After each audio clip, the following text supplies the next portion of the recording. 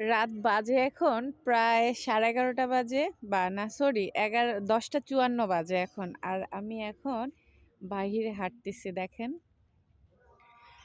আহ, একদম শান্ত নিরিবিলি একটা পরিবেশ, বিশাল বড় মাঠ, একটু পরপর কিছু বিল্ডিং।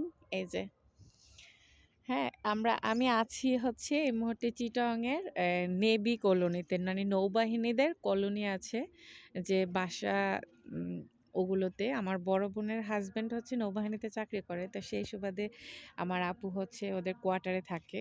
তো কোয়ার্টারের পরিবেশটা আসলে বলে বোঝানোর মতো না। আমরা যারা ঢাকায় থাকি একটা বন্দি একটা বাসার মধ্যে থাকি, আমাদের কাছে মনে হয় যে এরকম একটা পরিবেশ পেলে একদম খোলামেলা। দেখেন আমি হাঁটতেছি মাঠের মধ্যে, এত বিশাল এরিয়া নিয়ে, ইভেন এত স্পেস। একটু পরপর হচ্ছে বাচ্চাদের, এই যে এই পাশগুলোতে হচ্ছে এই যে বাচ্চাদের হচ্ছে পার্ক, খেলার জন্য পার্ক। আবার এই পাশেই হচ্ছে স্কুল, নৌবাহিনীদের স্কুলটা, এই যে এইটা, এই যে স্কুলটা। তো এরকম একটা সুন্দর পরিবেশে হাঁটার জন্য, একদম চারিদিকে নিস্তব্ধ, হাঁটার জন্য এত ভালো লাগতেছে। আমি একা একাই বের হয়েছি, আমার হাজব্যান্ডকে বললাম চলো একটু বের হই। আমরা আজকে বান্দরবন গিয়েছিলাম, তো সারাদিন অনেক ক্লান্ত।